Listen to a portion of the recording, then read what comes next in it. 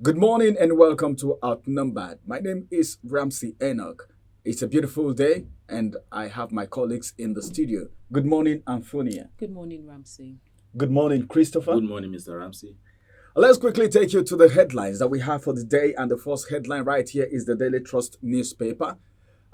Just behind, directly, below the header, we have this headline which says CBN resumes sale of dollars to BDCs, raises interest rate to 22.75%. All right, that's for the BDC, that's for the dollar thing. Then another one says mixed reaction trail Tinubu's approval of Oronsaye's report. Then I have the big story here. The big story says cost of living crisis. NLC suspends protest. Cost of living crisis. NLC suspends protest. Well, the protest is not holding today anymore. It was supposed to be 27th and 28th. Three riders to that story. Counter rally in Abuja. Then the second rider says, please halt demonstration in Meduguri. Finally, from here, the last rider says, Lagos CP gives water, biscuit to protesters. Well, that just reminded me of what happened during the NSAS. And that's going to be the size of the headlines from the Daily Trust newspaper as we move to the next paper for the day. Okay, from the Guardian newspaper, Senate begins probe of Buhari's 30 trillion loan and Ajakuta Steel Company. Gunmen killed village head, policemen, and others in Nasarawa State. 5 died, 26 rescued in Onitsha market building collapse. And on the big story there on the Guardian newspaper, concerns for OPS as CBN moves against inflation, Naira speculators. Again, last one there, hardship. The governor of Oyo State, Makinde, joins as workers protest in Oyo, Oshun, Ondo, and Ekiti. I think that is a nice one from the governor. That's good. Identifying with his That's people. Good. That's the governor of the people. Hardship is telling on them. It's not enough for him to be in the office to issue statement, but he has decided to empathize with his people. And that will be the size of our story from the Guardian newspaper this morning. On the Punch newspaper, interest rate hike. Private sector economists foresee fresh job losses and recession. The rider underneath that headline, CBN clears $400 million debt, plans tough sanction for banks to tackle excess money supply. You can get the details of that story on page 21 of the Punch newspaper. The next headline we'll be taking is the big story. Presidency alleges political agenda as protest hits states. The details of that story is on page 2 of the Punch newspaper. Moving on to the next headline, federal government completes $700 million gas pipeline in March after 8 years. You can get the details of that story on page 23 of the Punch newspaper. And finally, on the Punch newspaper, Senate to probe Ajakuta Steel over $496 million payment. You can get the details of that story on page 21 of the Punch newspaper. Then quickly, let's get to the Vanguard newspaper, which is going to be the last paper from which we'll be taking headlines today. Above the header, I have this one which says CBN jacks up benchmark interest rate to 22.75%. And just one rider to that story. Begins weekly sale of $15.7 million to 785 BDCs. This one says that Tinubu explains a petrol subsidy removal decision. Details on page 2 of the Vanguard newspaper. Then I also have this one. Lagos shuts third mainland bridge for 24 hours. Lagos shut third mainland bridge for 24 hours. Details on page 10 of the Vanguard newspaper. And the big story from the Vanguard says NLC gives 17-point demand to Tinubu, suspends protest. Some persons felt disappointed. Someone told me this morning, says, see these people, they are not serious. But then, let's see how they will go with the agendas. Then, some riders to that story, Makinde joined protests in Oyo, says there is anger in the land. Second rider, protest needless. This one is coming from the presidency, that the protest is needless. Is that what you think? I don't think so. It's not needless. Then the final rider from that story says, legitimate concerns being addressed, I beg your pardon. Okay, it says, legitimate concerns being addressed. And that's going to be the size of the headlines from the Vanguard newspaper this morning. Let's go on a quick break. After the break, we'll return, and it's going to be time for the big story for the day. Follow us on our social media handles at Oweleke TV. Visit our website at www.oweleke.tv for a thrilling journey. Oweleke TV, rising star at the fairground.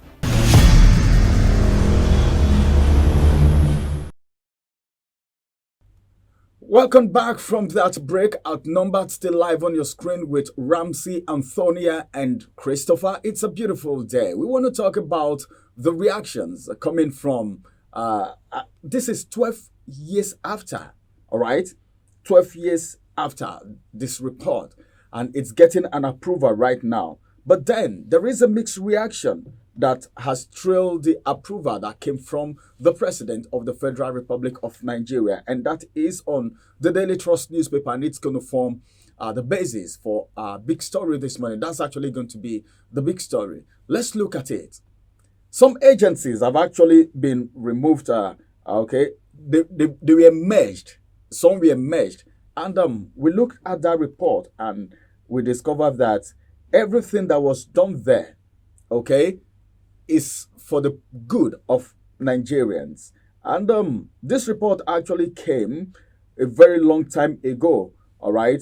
As a matter of fact, list of agencies and commissions and parastatals affected by approval of the Federal Executive Council meeting. That's the FEC meeting that was held on the 26th of February 2023 on the recommendation of the 2022 and 2012 report on restructuring, rationalization, all right, of federal government parastatals, agencies, and commission, all right. That is the Oronsaye panel report. So many things happened during the Jonathan administration.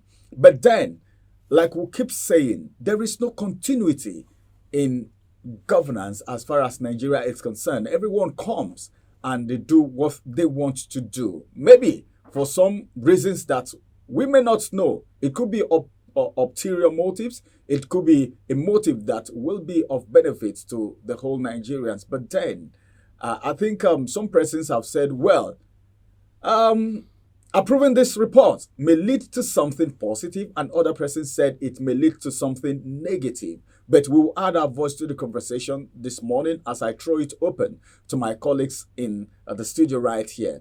This report has been approved. It has been given approval, Antonia. And we want to see it running. See rationalization, meaning some things have been going on that is not rational. You hear FRCN, Federal Radio Corporation of Nigeria, then you hear Voice of Nigeria. You know, duplication. We still have Capital FM. Yeah. All right. Okay. That is a federal government radio station. Okay. In Abuja here, in FCT. You know, so the merger, what do you think about this? Is it good for you? Or you feel maybe some persons may be losing their job, or they will still retain them? And what benefit do you think this approval will bring to the table? Because that's what Nigerians are concerned about right now.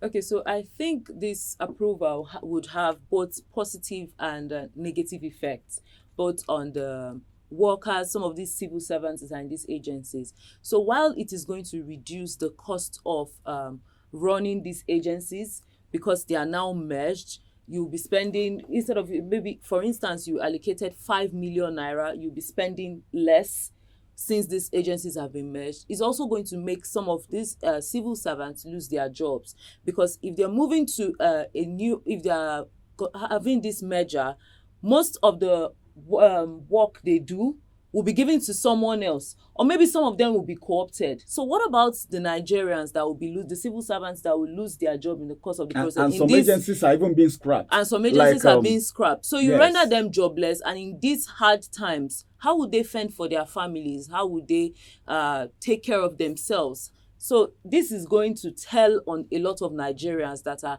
in the agencies that are being scrapped. All right. Thank you very much. Let me get to Christopher now. Christopher, looking at this approval, what do you think of this approval? Number one, this is 12 years after, a lot of administrations have come and gone. Okay. Now it is getting an approval. Do you think this is what Nigerians need at this very particular point in time? And how do you think this approval will at least calm down the situation on ground? To be sincere with you, I think this approval is timely. One of the disadvantages, just like Antonia rightly said, could be that some persons may lose their job. But if the government is sincere, I tell you that there is no need for anybody to lose his job. The problem is not with payment of salary. The payment is with the overhead cost of running of the offices, VON, and that is Voice of Nigeria, and then you have a Federal Radio Corporation. What's the second one now? The Federal Radio Corporation, I think. So, doing the same thing. As they have director at the radio house, they also have director at VON. With cars. With personal assistants. And each time, do you know how much is the estaco of a director if he's traveling abroad? So now they will have just one director. Yes, of course they will have one director, so assistant director. To the other director. Yeah, of course they have to check their profile, check their antecedents, check their CV to see who is capable of. Then someone can deputize. Or of course, some of them who are even close to retirement by now, they should pay them off. Pay them off and then let them go home and rest. That's true. You see, in this country, a deputy governor, my friend used to be what's it called? SA to former Kogi State deputy governor. And to travel abroad, whether it is for his own personal reason or not, he goes, as at then, about 6 years ago, he goes with about 160 million naira paid into his account before he flies out. Most times he travels with his children on government, and at the end of it, on government's account. Yes, and at the end of it, even the SA, as he's going, which state is that? I won't mention. As he's going, because as he's going, even the SA, who is my friend, will also have his own. The worst thing is that they are never given in naira. They are being paid in dollars. They are being paid in dollars. That is why you see, once somebody spends like 6 months, 7 months, 1 year as a governor or a deputy governor, is already a millionaire to the detriment of the people. So the ordinary people who are working, the civil servants, should not be affected in this. Cost of governance is what they should crash. No more necessary. Last week we spoke about the Nigerian Senate buying jeeps in millions of dollars, where we have innocent here in Anambra State. I think, I think those are words to the government. The approval is timely, but then let's see how the implementation is going to go. Another one again is National Theatre and National Troop.